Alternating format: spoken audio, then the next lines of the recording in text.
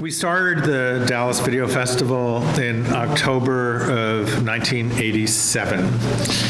And what happened was the year before, a friend of mine named John Held Jr. Asked me to help curate 2 evenings of video at the Dallas Museum of Art called Video as a Creative Medium. One night was local work, and one night was international work. At this event, I met this beautiful young lady named Susan Teagarden, who is now my wife. Little did she know that the next year, she would be running a festival with me. So after this event, which was way more successful than we possibly imagined, I had a meeting at the museum with Melissa Berry, who is the person who's in charge of programs. And so we were talking about, how did it go? What did it do? And, that was really great. And John Held said, well, that was great, but I never want to do anything like that again. And I said words that I had not thought about, they just came out, which is how most good things in the world happen. You just say them at the moment. I said, well, let's do a festival, and it'll be 4 days. And Melissa Berry said, okay, let's look at the calendar and see when we could do that. And that's the amount of forethought that went into the Dallas Video Festival. So it's like, we figured out, okay, we have these dates. And then it's like, what do we show? I don't know. I've never done this before. And then, how do we show it? Which was the bigger problem. Because in 1987, video projection was in its infancy. So we had to use this GE Talaria projector, which was really expensive and huge. And it required a time-based corrector to get the signal into it. And if you turned it off by mistake, it would take an hour for the oils to warm up. It was a very difficult thing to do. But I found somebody in Las Colinas who gave us a very good deal on doing it, which was truly amazing. And I had somehow talked Edie Adams to come and do a program about the work of Ernie Kovacs as our very first program in October of 1987. It was a truly amazing experience. And I had no idea what we were doing. I just kind of made it up as I went along. And I had a lot of great people that helped me. And I think one of the things that's really important to understand our history of 34 years, that it's a history of some amazing people that have answered the phone call or later the email when I asked for something crazy. Let's try to get video on the Omni Hotel wall. Let's have a basement in the Dallas Theater Center and have couches and a big TV.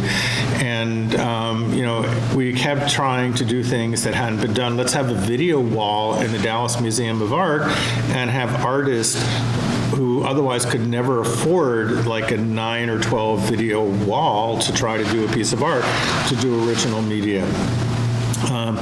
Places like Video Post and Transfer would help to master what was originally called the Dallas Show and then the Texas Show, which we would release as a VHS cassette. So the work of Dallas and Texas filmmakers could be seen by a lot of people.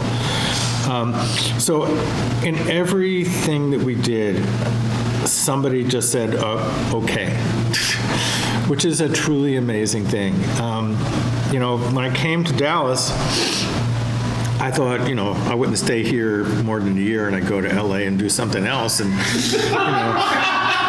that never really materialized. But what I found was that, when I did the video bar, I just said, hey, wouldn't it be cool if there was a place where we could show music videos? And that happened. That Dallas is a place where a good idea can resonate with people and people can get behind it. I can't imagine being in New York City and going to the Museum of Modern Art and saying, hey, can I do a festival here? And, just would not have happened. It so happened that the thing about the DMA was, at the time, they were not really showing video. And allowing me to do this was a way for them to do it, and they didn't know very much about it, and we were able to do that. Those first 10 years at the museum, we grew incredibly. It was amazing. We started out with just one theater, and then it was 2 theaters, and then it was 4 rooms playing simultaneously with another room that had interactive multimedia, CD-ROMs, interactive, all kinds of crazy stuff. And it was insane how crazy it was, how much there was. People were coming. It was new. It was different. There was nothing else like it. Back in those days, film was expensive. Video was not very good looking, but it was affordable. So that we had people who were either artists or social activists trying to push the envelope of what was possible. And this is the work that we have championed for 34 years. So that's a little bit about how we started. Yes, sir. I would like to know, what are your top 5 accomplishments with VideoFest? What top 5 events? I'm sorry for my friend. It's like I've always struggled with you go to a newspaper. Back in the day, we would take like 3 crates of VHS cassettes to the Dallas Morning News. Actually, one time, one of the writers for the Dallas Observer, we gave him the keys to our house, and he came in and watched cassettes at our house. That was Tom Syme. So, but I would say to the Morning News, they're like, well, just give me the top 5 things. And I would hold up my hands and say, which one of my fingers don't I like? I chose all of these pieces. They're all special to me. But having said that, there are certain things that clearly stand out to me. I would certainly start with that very first program we did with Ernie Kovacs, with work and Edie Adams, because it was just kind of insanely amazing. The first time we did expanded cinema was one of those things that is just we didn't know that we could do it. It happened. For those who don't know what expanded cinema was, it was we curated artists to create work on the Omni Hotel wall, and the audio was played on KXT radio. That we got the radio station and the people at the Omni to let us do that. It's totally insane. Who gets to do that? Bart Weiss. Well, and watching people stop their cars on the highway to get out and watch it. I found a good bridge at least. Yeah. There was that. Oh, boy. So much fun. During that time, I would scour the Radius and find every possible viewing angle to try to make that happen. Another one is the Metropolis Event, which is another one of these events that I really had no idea how it was going to happen. So for those who weren't there, there's the classic film Metropolis, and we had been doing a few films with the Dallas Chamber Symphony, a really wonderful organization that would commission a composer to create an original score for a silent movie, something that we still really believe in as a wonderful thing to do.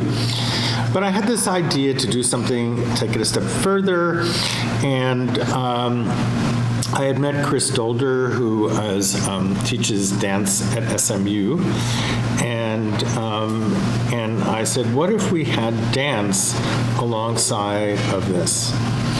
And he said, that's a great idea. And Chris, being who he is just amazing, went way overboard. Not only did he choreograph this stuff, but he built these platforms around it. And it was kind of one of the most amazing things I could ever imagine. It was just one of those, like, I can't believe we did it, and it totally happened. Let's see. There's another thing that was way back in the early years. So we did this program about, we had Steve Allen come one year, and so he did a really great show. I was really nervous about it because, like, we got this detailed letter about what he wants in the green room. There will be this, and the piano has to be here, and this has to be here, and he was just, like, incredibly sweet and wonderful. But he wanted what he wanted, so it was good we were able to do that. But the thing is, he did that, and then after that, we had this really interesting program. So John Wiley Price was going to be talking about after showing Amos and Andy. And the idea is Amos and Andy good or bad for the African community?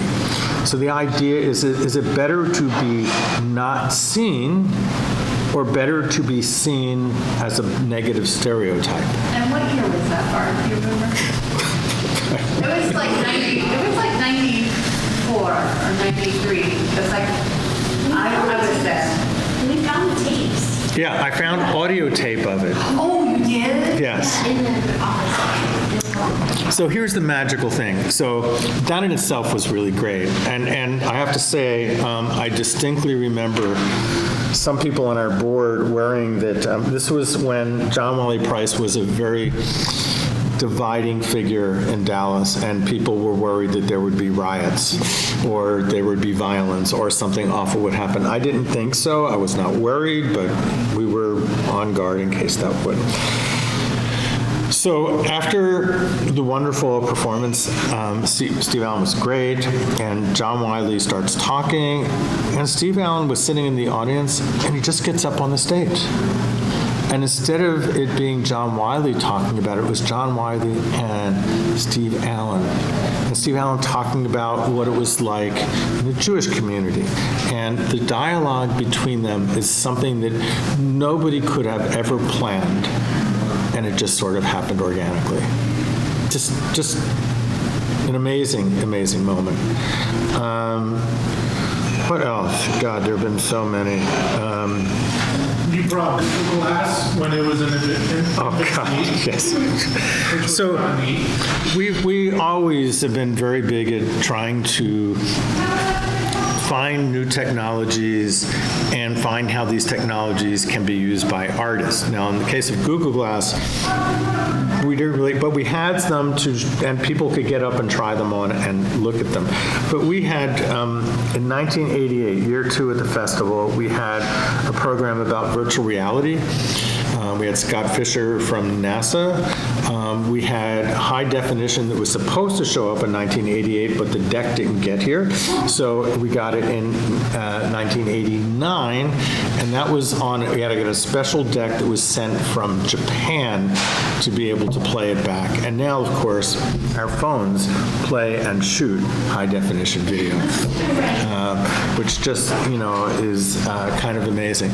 So we've played with a lot of ways in which technology, when we used to do this interactive area, it was really kind of cool. Like CD-ROMs were kind of new, and the idea that storytelling didn't have to be linear, it could go in multiple different directions. And, you see a lot of that in like stuff online now that people go into. But it was just kind of a fun environment. And over the years, we've explored different media. We have, I would say, well, the festival has always poked around the edges of the mainstream and looked for the ways that artists are working at things. And there are clearly some things we've always done. We've done films about media are really important. For me, it's really important how we understand how media affects us. Things about sort of unusual bits of popular culture, and there's also generally a lot of politics in there, and we really try as best we can to be diverse in our sense of representation, and we've been doing that before it was sort of popular to do that. It's just a matter. And if you think about how the festival world has sort of changed since we started. In 1987, there was the USA Film Festival and us, and that's it. And by the way, when we started, we would have meetings in the office of the USA Film Festival after hours. Richard Peterson, who was the artistic director, was on my original board. And if Ann Alexander knew that we were having meetings in her office, she would have had a heart attack. Yes, she would have not have been happy. And, you know, I learned a lot from them. It's like when we did our first festival, at the time I was writing about home video for the Dallas Times-Herald. So I knew all the people at the home video companies, and I got them to take out an ad. And I have no idea how much an ad cost. So I looked at the USA Film Festival's. Okay, well, $650. That's how much it is. So I certainly borrowed on their language of doing things. But over the years, we have taken some core things that are always the same, but we have also adapted to, quite frankly, what I'm really interested in. Because unlike anything else that I know, any other festival I know, there is no festival that is more a reflection of one person. Because if you think about most festivals, the artistic directors change, right? And here, either by sure will or stupidity, it's like I just keep on doing it. But, you know, there was a time in the early days where we showed way more experimental work, and that had kind of no home to it. And then I got kind of a little more interested in documentaries, so I showed more documentaries, and then we got interested in narrative work, and we'd show a little bit of that.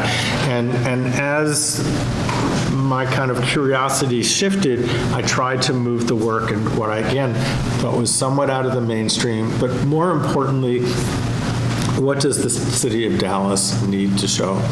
And, you know, I've shown very radical political work, and nobody has ever given me a hard time about it. No board member has ever told me not to show something, with one exception, and it was not because of what the content of the product was, but my board member reminded me that that video was part of a lawsuit, and so it was probably not a good idea to show it publicly, so we showed it at a party unofficially.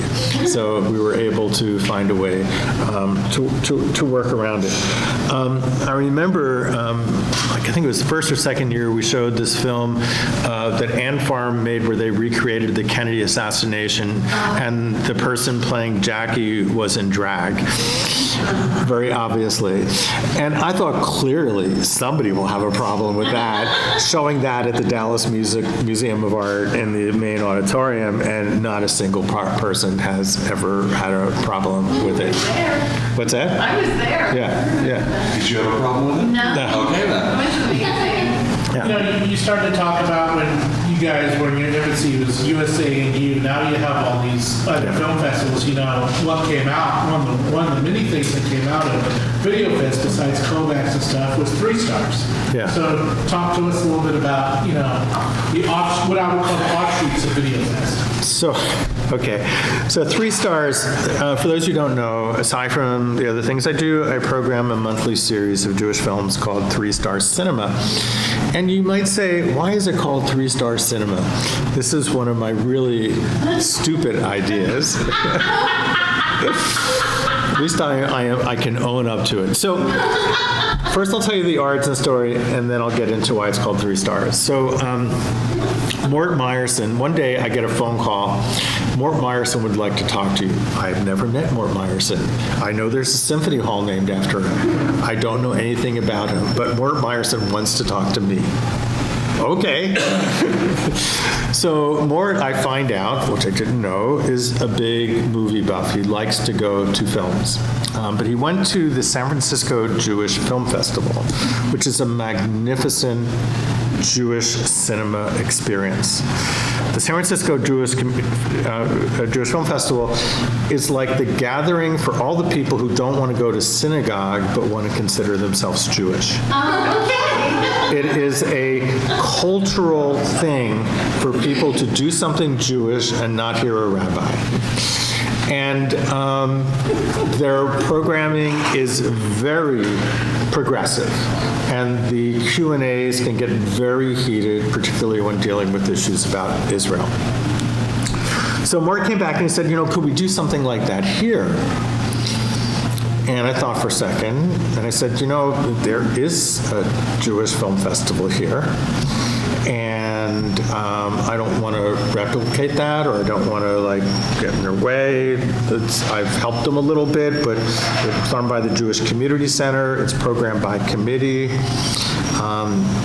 I'll say this, I hope they don't hear this or get mad at me, but I call it the We're Happy to Be Jewish Festival.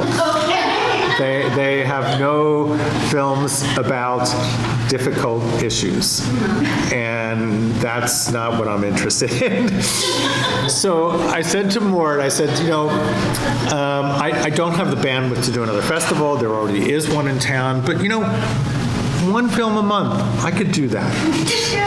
So we decided we'd do one film a month, and then I got Susan Wilkowski to help out, thank God, and she's been a real godsend.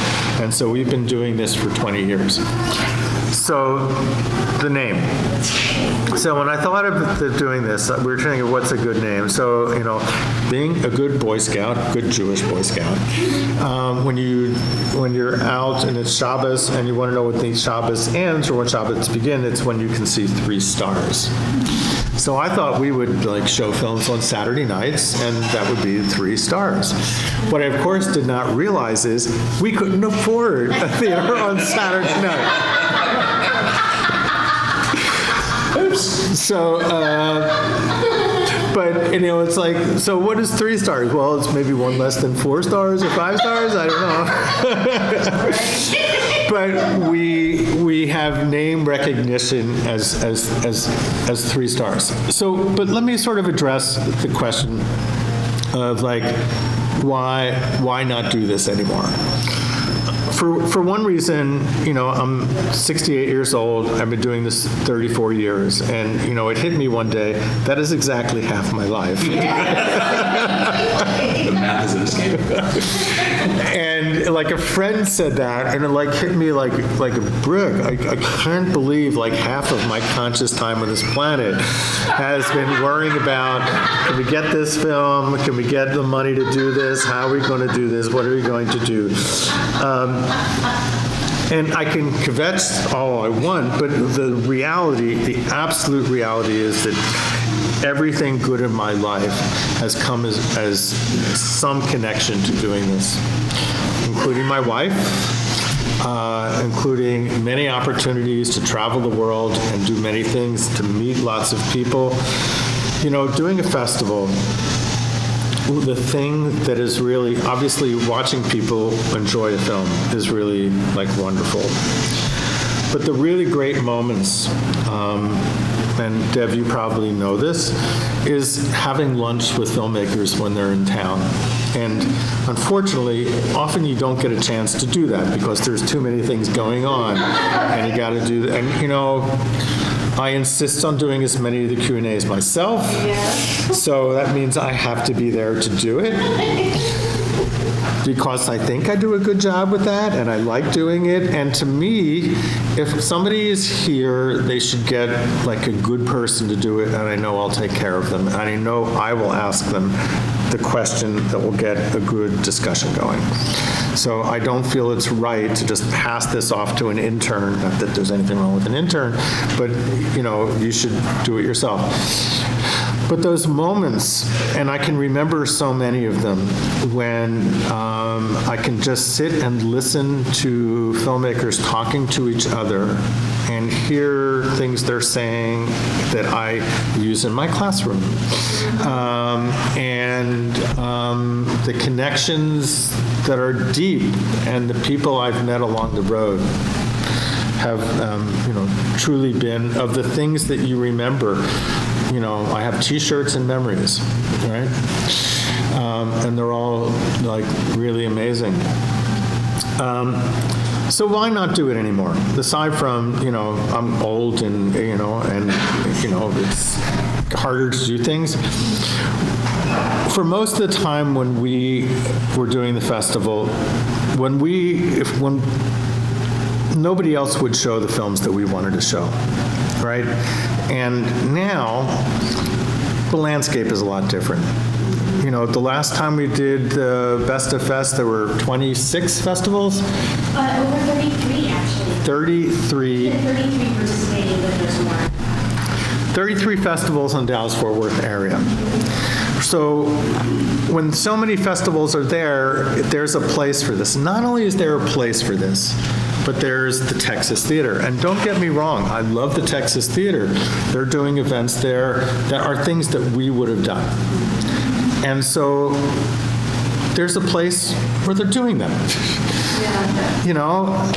So it's like, if there's a film that would play in Oak Cliff that we would play, let Oak Cliff play it.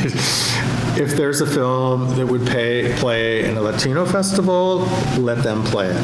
So the things that I were doing have spread out into other places. So that's one. Two is we're not going away. We're just not doing that. Right. We're not doing this. Okay? So clearly we will be doing the Kovacs Award. I think at some point when I catch my breath, we'll plan to do the Cat Fest or Cat and Dog Fest or Cat, Dog and Horse Fest. I don't know if there are some horse films that we need to show. So, there are films that sort of don't find a home, and we can do a screening someplace when we need to. So we'll be kind of nimble in doing that. And we will get back to doing the cinematic conversations, which has been just a really amazing thing to do. But as things got busy, kind of got put aside, and so anyway. So what I'm trying to do for myself is to put myself in a position where I can be nimble, do things that I think can affect culture in a good way, and not have the responsibility to do more than I think is needed to be done at the moment. And if I really, it's a good time to do this, right? And it's going to be a struggle because COVID is still around. And we, I guess the thing that I'm kind of go with is most of our audience, I would say all the people who are VideoFest people, are people that are vaccinated. So it's not like I have to say, have you been vaccinated? I think by your coming to see a film about abortion rights means that you're probably vaccinated. You kind of self-identify, So I'm not as concerned as I could be. But, there are a few people that normally would have come. Alan Holtzman, who has been to our festival for several years. We are showing, it's in perfect synchronicity with our last festival. He's showing the last version of the Art of Directing series. And Alan called me and he said, I really want to come, but I will say this, but my wife doesn't want me to come. Well, he's going to get an excuse. Yeah, and so, it's just the smart thing to do. And then I just had a conversation yesterday. We're showing this wonderful film called Truly Texas Mexican, which is about great Mexican food. It's kind of a run through the state from this incredible filmmaker, Adán Medrano, who's a chef, a renowned chef, and wrote this book about Mexican food, which is the book on the food. And we are having this incredible dinner afterwards. So you watch the movie, you will be hungry for Mexican food, and then we were going to this place called Trumpo in Bishop Arts, which Adán said, I asked him, what is the place that is the place you think is representing, and he said Trumpo for sure. And their tacos are magnificent. And Luis, the chef there, is doing this incredible meal for us. So Adán called me, and he said, I'm really worried about coming to the theater, but I want to come and do this. So I said, look, we'll show the film, I'll do the intro, and the Q&A we'll do at the outdoor party. So you don't have to be indoor with us when we're doing that. It works. So we are flexible to try to do that. So we won't have as many people here as I would love to have, but we will have people here, and it's going to be great. Since you announced that this was going to be the last proper Dallas Video Festival, because it's not going away. Wait a minute, is there going to be an improper one? They're always improper, to put it that way. In the best of ways. Have you had an interaction from someone who said, I've never had a chance to tell you this about Video Festival, because it's a time for people to say, I remember back in the early 90s, I remember the late 90s, blah, blah, blah. Is there a specific thing that comes to mind when I say that somebody comes up to you and says, this would not have happened had it not been for Video Fest? Yes, I've gotten, a lot of things on Facebook and a lot of things. I was shooting, I don't know how much you know this, but I've been making this film about Brave Combo for the last 10 years. And I was shooting them in Arlington, and, I'm walking around, I'm shooting with my mobile device because I'm teaching a class in mobile filmmaking. And this guy comes in and says, you're Bart Weiss, aren't you? I just have to tell you how important the festival was to me. They give me a sense that I wasn't alone, that there's a sense of culture here, and it was really, and so many times people,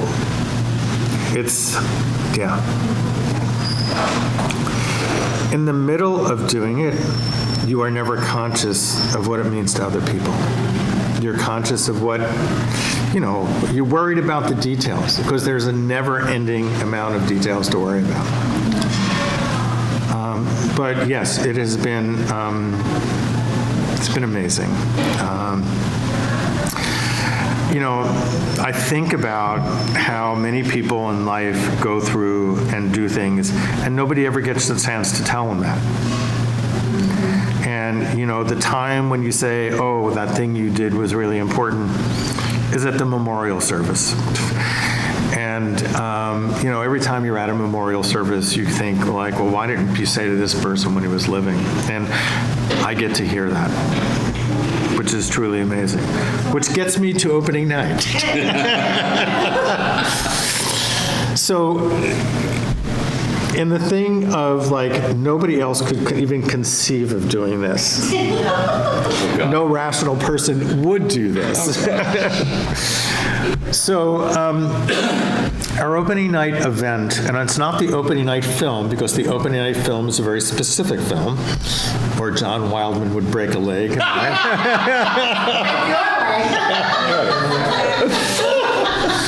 So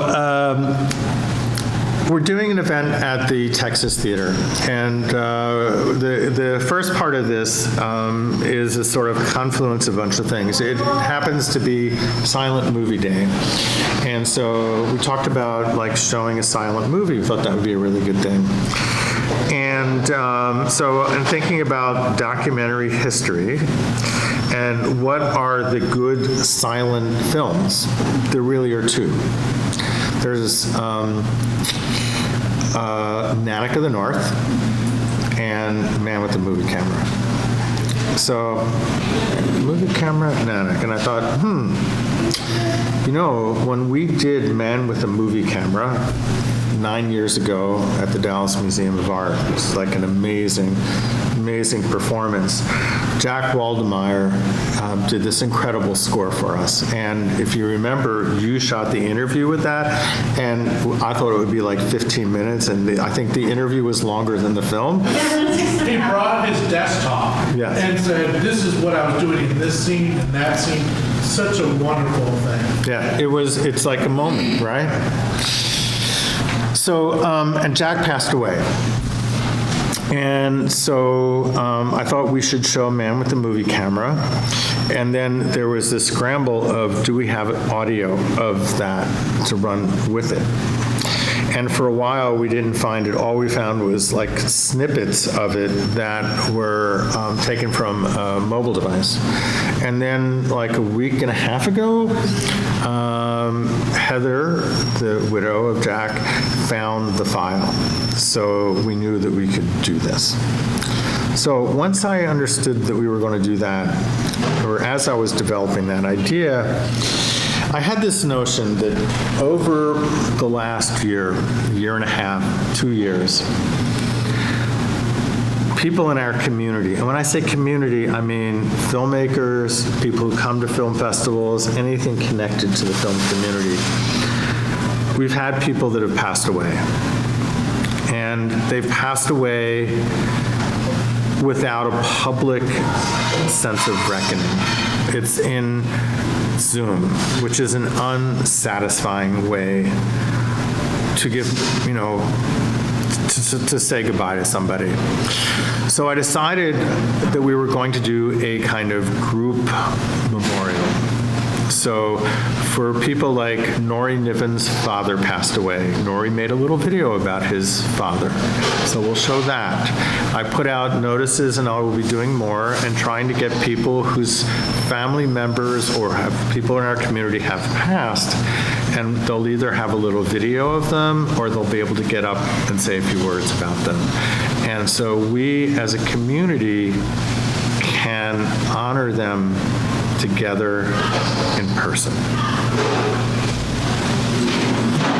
And I don't know of any other film festival that would even come up with an idea like that. So the night, the opening night is going to be the film, and then how do you envision how this is all gonna play out Afterwards? after the film? After the film? So this has been, shall we say, there are some things in my head that are together and some things that are a little bit looser. So I had an interesting conversation with a pastor yesterday who said, whatever you do, keep it organized, have a flow, have a rundown. So I put out calls in our newsletter, which we will still do the newsletter. It's amazing that you talk about like people coming up to me. People tell me they read the newsletter that I don't know who they are or where they get it or how they do it. And like a couple weeks ago, I wrote that I had how to take driver ed class. So my students saying, hey, I heard you're taking driver ed. Why are you speeding? With me, it is very hard to separate the personal from it's all the same. It's all a mix. It is, there is not much of a sense of boundary. So I will have like the people that I know, they'll each have a time, and we'll have like this person and this person, this person and this person. And if they have video, we'll show the video. If not, they'll just get up and speak. And then we'll say, thank you all for coming, and let's have a drink. That's custom. Yes, and so that's how we begin, and it's a night of community, because we are a community. And that's at Texas Theater. And that's at Texas Theater. It's the only thing we have at Texas Theater. So after that, we go to the Angelica, and we have a red carpet, like we never do red carpets. Ever. And so things we're doing differently this year that we've never done before. We actually have real parties. I may faint. And we actually are having not one but 2 red carpets.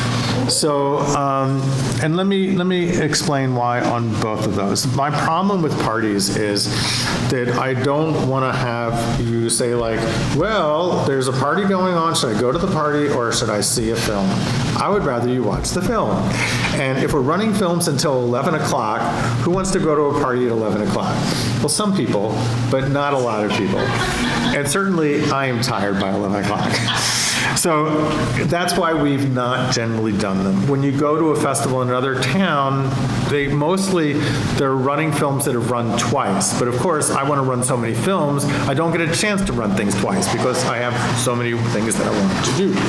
But that's why we've not done them. But I felt that this year was different and that this year we need to have a chance.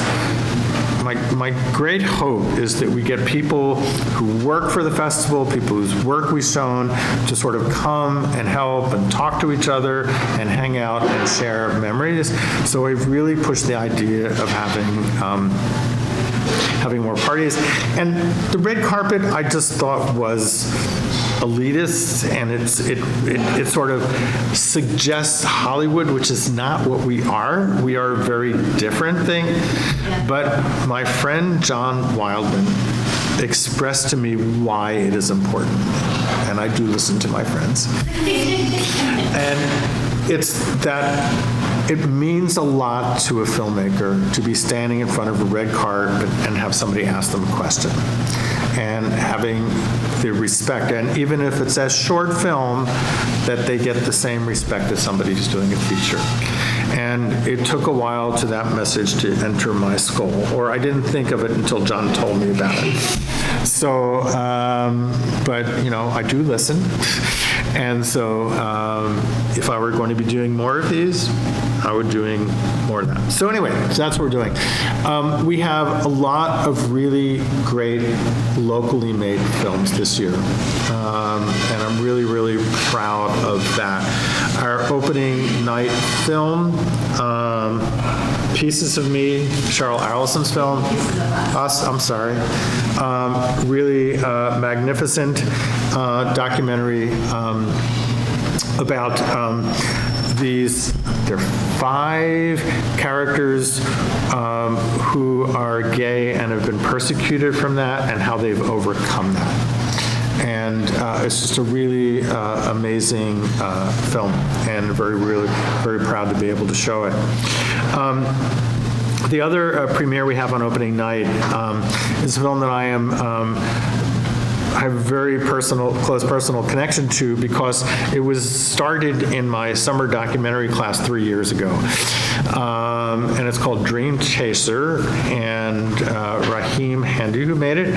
Raheem found this story about this young rapper named Little Snoop, who grew up in the South. I think it was Arkansas? I forgot where, I'm sorry. Anyway, he somehow got a mixtape to, what's the guy's name? This rapper in Philadelphia who was touring, and he miraculously got it to him. And he actually listened to it and liked him and called him up to come to Philadelphia. Comes to Philadelphia, and he does this like rap competition where like the guy like put money on him and he blew them all away. This little young kid gets really successful really quickly, does a music video, is doing really well, goes back home and gets shot. An amazing, amazing story. And boy, have I seen this evolve over 3 years. I've seen many, many, many cuts of that, and it's truly remarkable experience. Socks on Fire, I'll just sort of... I love that film. Yeah, it's a truly amazing film. It's been playing around. Actually, we wanted to show it last year, and they said we're just not showing much that year because that was when COVID was just starting, so we were in the very beginning of it. This is also a Southern kind of film. This guy who is gay and is and his family is somebody who is like really against gay people, and there's this battle over the mother's home, and this interpersonal thing. The story is very sort of interpersonal film. It kind of goes with Pieces of Us, which is why they're on the same night. But it's visually compelling and really beautiful, very stylistic.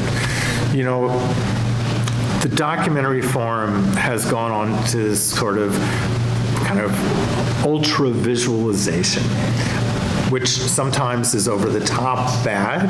This is like really good. It is very poetic, and it adds something incredibly moving to the film. Anyway, so that's that.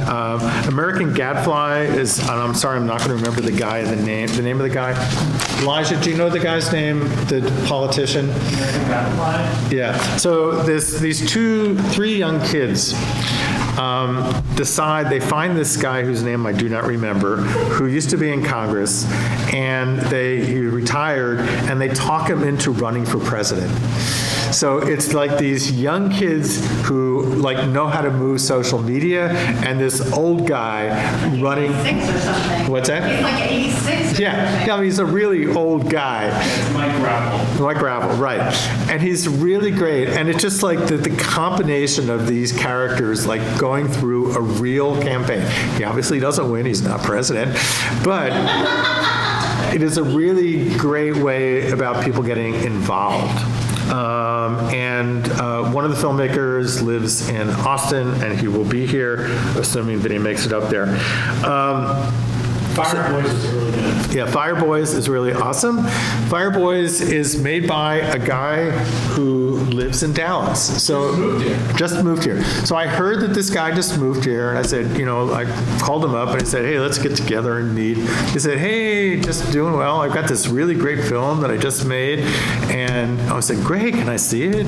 And it's like, I hope it's good. I hope it's good. I didn't make any commitments, but I liked him. I really did, and I love the film. The film is just absolutely amazing. There are these programs in California where there are fires, where people who are in prison get to leave the prison to fight the fire. So they follow these people that are doing it. It's incredibly well told, but it sort of mixes the world of the environmental issues of the fire and prison reform all within the same film. So Friday, what else do we have on Friday? We have the art of directing, and everything is A-OK. Everything is A-OK is a definitive history of punk music in Dallas. It's amazing. Which is apt because this is the punk film festival. It really is. Yeah. Yes. That's the trick of it. And then it doesn't surprise me that you haven't done red carpets or parties, because that takes away from the focus of the films. Because that's not the punk ethos. The punk ethos is it's the music first and foremost. With you, it's the films first and foremost. Absolutely. Yes. It's very much in that sort of punk aesthetic, but also I would say in other cities, what we would do would be called the Underground Film Festival. Does that do justice to the filmmakers? Right. Well, we've shown some very good filmmakers. We had, we showed David Lowery's first film. I think in our archive is the only copy of that film. So Everything OK, punk history, really great film. Has not only, sometimes when you see a history of punk, it's mostly the bands. This is the bands, but also the people who had the venues. Because having a venue for a punk band, those punk venues were difficult. They were a challenge. All right, let's move on to Saturday, Filmmakers Brunch. Okay, so for years we've been doing the Big D Festival, a festival within the festival, which is a festival of mobile films. And these mobile films come from literally all over, from Russia, from Australia, I can't think of a corner of the universe where we haven't gotten them. And it's amazingly diverse, and it really, the films in the Big D part are different. They're shorter, but it's really kind of interesting. And this is at a time, again, when I'm teaching a class in mobile filmmaking, so this is all front of mind for me. Hey there. Hi. How are you?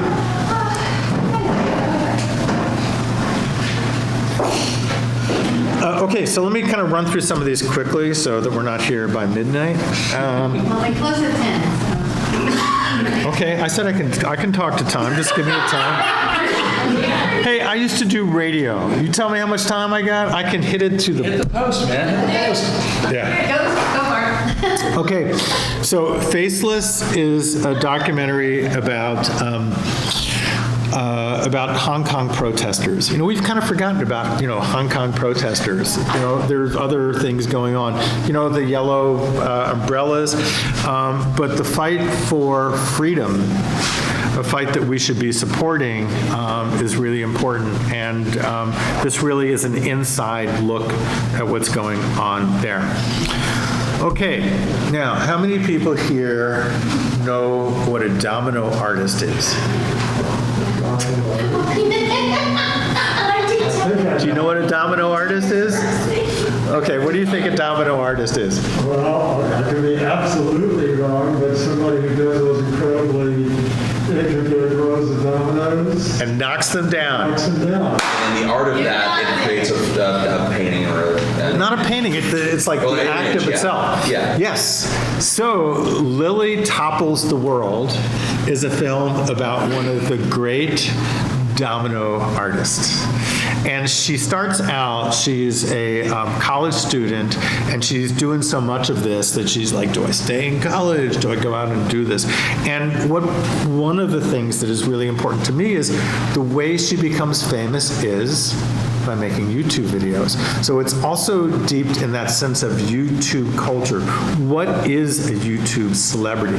In the process of sort of going on with this, she decides that she wants to have her own brand of dominoes made her own way, and she gets a toy company to make them, which is a real process. And then overlapping that is she grew up in China as an orphan, and so she grew up in a mostly white community, and there's that whole layer of her life connecting to that, and then that whole sense of what does it mean to be a YouTube celebrity. And so all of these things are kind of tied together in Lily Topples the World, and it's really beautifully done. And if nothing else, it's wonderful just to watch them topple. Yeah. And to see them beautifully photographed, and to see an artist with a completely different kind of medium. Speaking of a different kind of medium, Crutch is about a guy who has a disability and goes around in crutches, but finds a way to perform dance on his crutches. And it's not just dance, it's a kind of a hip-hop style dance. And he becomes really good at it. He makes videos of him doing it. He has these performances. And he's so good that Cirque du Soleil takes his choreography and makes a piece about it. And he wanted to do that, but his body could not do that on the kind of way that Cirque du Soleil does. So it's really about kind of outsider art in a really difficult and interesting way. So that's really cool. So that's Crutch. On the Divide, of all the films that we're showing, I would say this is the most important. So On the Divide, they're all important. Which of my fingers don't I like? So On the Divide is this film about the last abortion clinic in McAllen, Texas. And it is a portrait of three people. One person is a anti-abortion person who has tattoos and is really fervent about it. then there's a person who works in the clinic, and then there's my favorite character who is the guard at the clinic. I love him. He's great. He's such a great guy.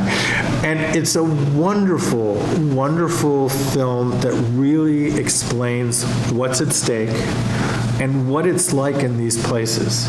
In this moment, this film is the most important film we're showing. Can I say something about Yeah, that? please I do. saw it at a different film festival recently, and it's so wonderful. I've seen a lot of documentaries about this issue, but this is so wonderfully done, and I think the reason I like the security guard is that he struggles because he's a devout Catholic. His church has disowned him because he's working as a security guard at this clinic, and he's like a grandfather to a lot of these people coming into this facility, because that's the first person they see is this grandfatherly security guard. But his family's, part of his family's disowned him, his Yeah. church. It's a wonderful film in its time. It is really good. Several years ago, we showed another really important film about abortion, and I'm sorry I'm not going to remember the title. The one with the ship. Ship, yeah.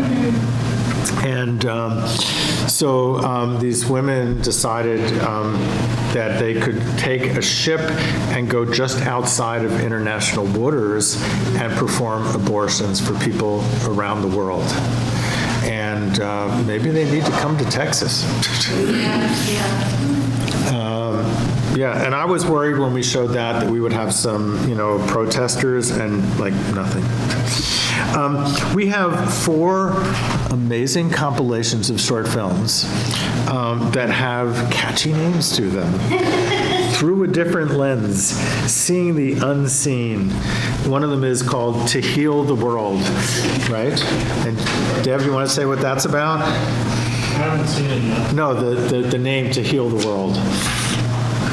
That's what being Jewish is. Yeah, to yeah. heal the world. Takim Olam, right? This is who we are as a people. We try to heal the world, Yeah. right? I can't have anything on the table. Too much. I have to take your Jewish carbon. No, it's more like kashrut meets Jainism meets like halal. I'm doing it all. Oh. And so it's actually like incredibly difficult. I know all of the so anyway. Great. Okay, so Truly Texas Mexican I talked about. I think it's really great. Cowboys. Okay, so Cowboys gives me an opportunity to describe it and then take a left-hand turn. So Cowboys is a really incredibly beautifully crafted film and beautifully shot film that shows you what contemporary cowboy life is like. We as Texans think we are cowboys, but these are real cowboys, and it's lonely, it's difficult work, and it's isolating, and it's hard. And it's hard on the people, and hard on the families, and you actually get to meet them, and really in an incredibly moving way. It's just an amazing piece of cinema. It is also the opening night film for Frame of Mind, which is the left-hand turn. Frame of Mind is a TV show I produce on KERA television. This is our 29th season, and it starts next Wednesday night at 10:30, and we do 14 episodes, and we go until the end of December. And so, let me pause here to sort of go back to the discussion at the beginning. So while I'm not doing the festival, not only am I continuing to do Frame of Mind, but we are stepping up Frame of Mind. Next year, Frame of Mind will be a statewide television show. That's awesome, Bart. Statewide. Wow. And just realize, in just Dallas alone, on a given night, Frame of Mind reaches between 6,000 and 8,000 people. That's more people than come to a festival. And just like I can't believe they let me do a festival, I can't believe they let me program a TV show. Like, really? Level for decades. Insane.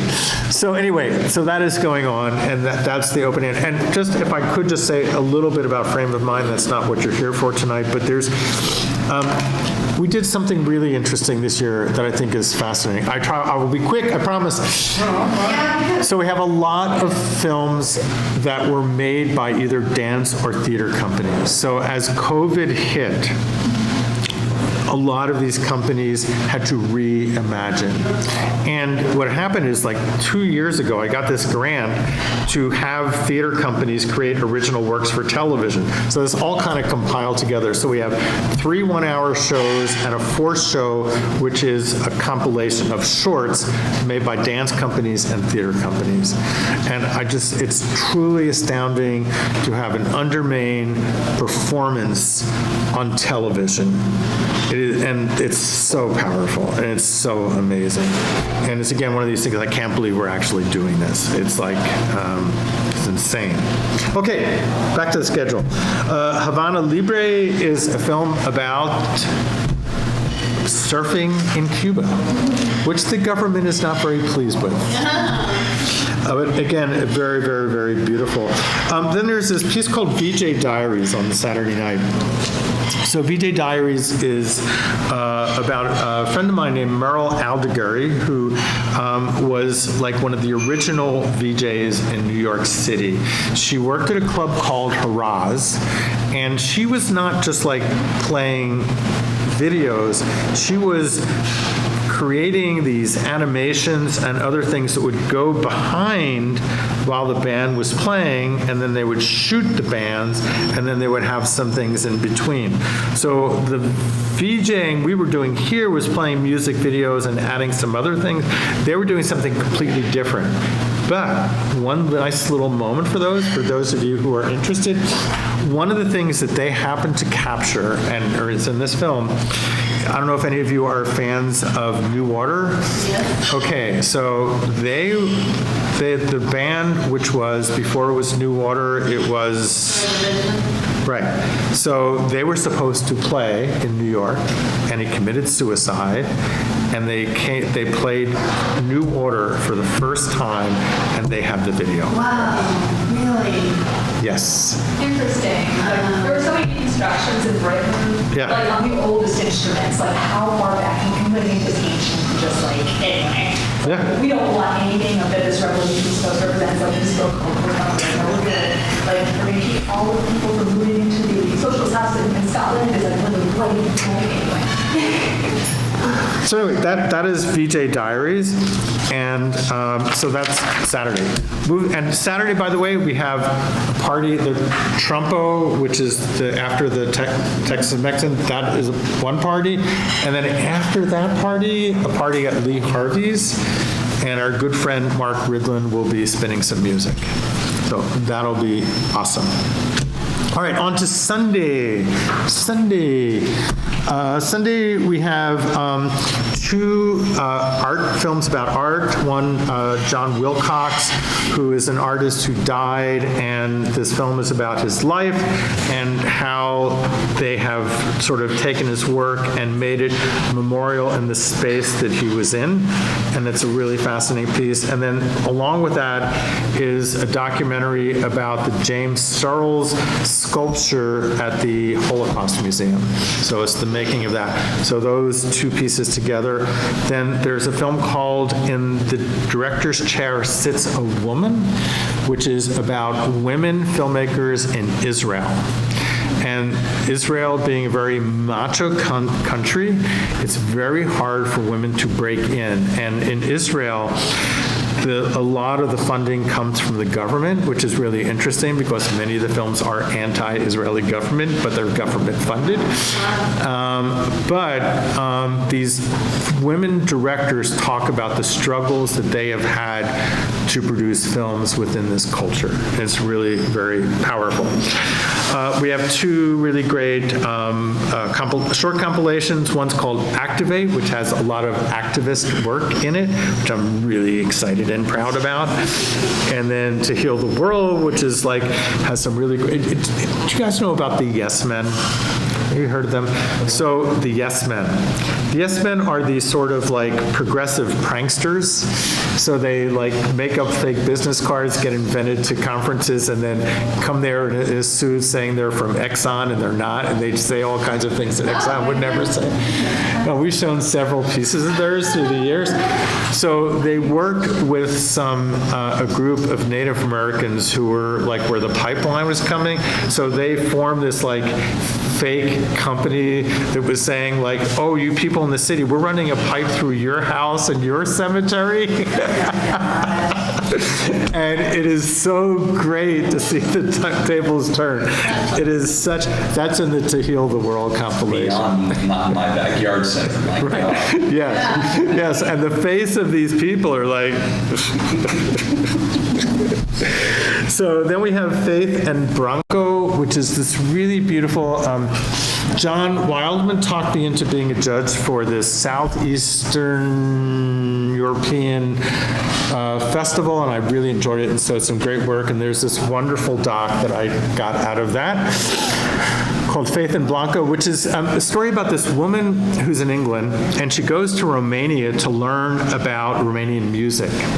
And she meets this guy, Bronco, who's a violinist, and they fall in love and they get married and they move back to England. And there are cultural conflicts. They love each other, but there are problems. But what makes this film so awesome is that the director has the confidence of both of them, so when they have a problem, they talk to the camera about the other one. But it's a beautiful, beautiful film. So we have that, and then Fanny, a feature documentary about the classic band, feminist band Fanny, which will be at an outdoor screening at Reed's Place. It's going to be awesome. We have one of the band members from Austin who will be there, so it's really quite cool. And then the last thing is the VideoFest celebration, which will be the last program we do at the Angelica before Fanny. And what I think is going to happen here, and I guess I better figure this out soon, Matt Zoller Seitz will interview me. I've interviewed him many times, so he will do that, and then we'll show some clips and hang out. And we'll do a red carpet before the VideoFest celebration, so all the people that have been part of it will get to come up and talk about what they've done in the red carpet. And that's it. Then we go home and sleep. All right, are we out before 10 o'clock? Yeah. 10 minutes to spare.